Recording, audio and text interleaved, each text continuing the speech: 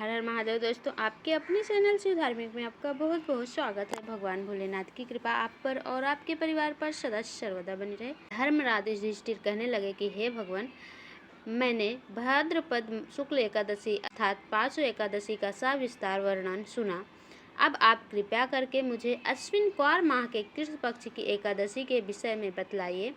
इस एकादशी का क्या नाम है तथा इसके व्रत का क्या विधान है? इसका व्रत करने से किस फल की प्राप्ति होती है? भगवान श्री कृष्ण कहने लगे कि अश्विन कृष्ण एकादशी का नाम इंदिरा एकादशी है। यह एकादशी पापों को नष्ट करने वाली तथा पितरों को अधोगति से मुक्ति देने वाली होती है। हे राजन, ध्यानपूर्वक इसकी कथा सुनो। इसके सुनने मात्र से ही वाजपेय यज्ञ का फल प्राप्त होता है। प्राचीन काल में सतयुग के समय में महिष्मती नाम की एक नगरी में इंद्रसेन नाम का एक प्रतापी राजा धर्मपूर्वक अपनी प्रजा का पालन करते हुए शासन करते थे।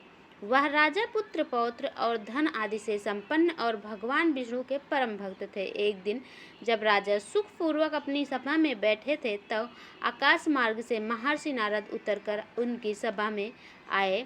राजा उन्हें देखते ही हाथ जोड़कर खड़े हो गए और विधि पूर्वक आसन व अर्घ दिया। सुख से बैठकर मुनि ने राजा से पूछा कि राजन, आपके संतो अंग कुशल पूर्वक तो हैं? तुम्हारी बुद्धि धर्म और तुम्हारा मन विष्णु भक्त में तो रहता है। देवर्षि नारद की ऐसी बातें सुनकर राजा ने कहा, हे महर्षि, आपकी कृपा से मेरे राज्य में सब कुशल है तथा मेरे यहाँ यज्ञ कर्मादि सुकृत हो रहे हैं। आप कृपा करके अपने आगमन का कारण कहिए। तब ऋषि कहने लगे कि हे राजन, आप आश्चर्य देने वाले मेरे वचनों को सुनो। मैं एक समय ब्रह्मलोक से यमलोक को गया। वहाँ श्रद्धापूर्वक यमराज से पूजित होकर मैंने धर्मशील और सत्यवान धर्मराज की प्रशंसा कि उसी यमराज की सभा में महान ज्ञानी और धर्मात्मा तुम्हारे पिता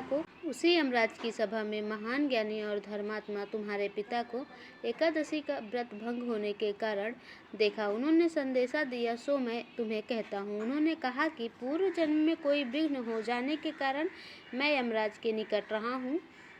सो हे पुत्र, यदि तुम अश्विन कृष्ण इंदिरा एकादशी का व्रत मेरे निमित्त करो तो मुझे स्वर्ग की प्राप्ति हो सकती है। इतना सुनकर राजा कहने लगे, हे महर्षि, आप इस व्रत की विधि मुझसे कहिए। नारद जी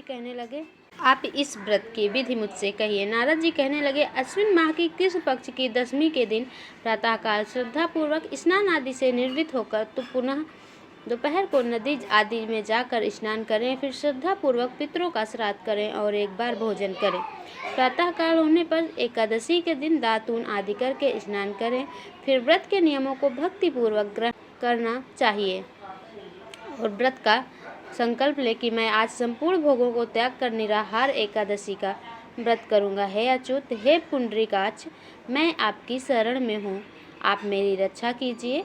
इस प्रकार नियम पूर्वक शालिग्राम की मूर्ति के आगे विधि पूर्वक श्राद्ध करके योग्य ब्राह्मणों को फलाहार का भोजन कराएं और दक्षिणा दें। पितरों के श्राद्ध से जो बच जाए उसको सूंघ कर गौ को दे तथा धूप दीप गंध पुष्प नैवेद्य आदि सब सामग्री से ऋषिकेश भगवान का पूजन करें।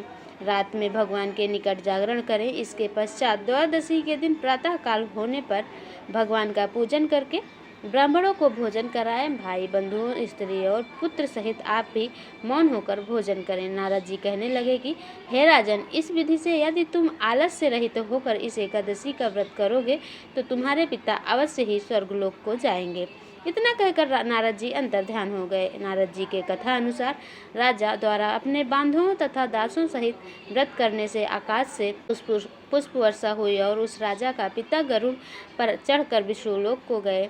राजा इंद्रसेन भी एकादशी के व्रत के प्रभाव से निसंकट राज्य करके अंत में अपने पुत्र को सिंहासन पर बैठाकर स्वर्गलोक को गया।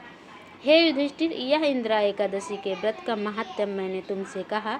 इसके पढ़ने और सुनने से मनुष्य सब पापों से छूट जाते हैं और सब प्रकार के भोगों को भोग कर वैकुंठ को प्राप्त होते हैं।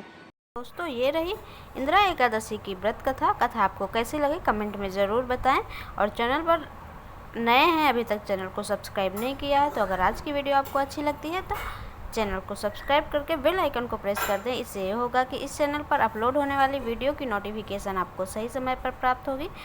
दोस्तों, मिलते हैं अगले वीडियो में। तब तक के लिए नमस्कार।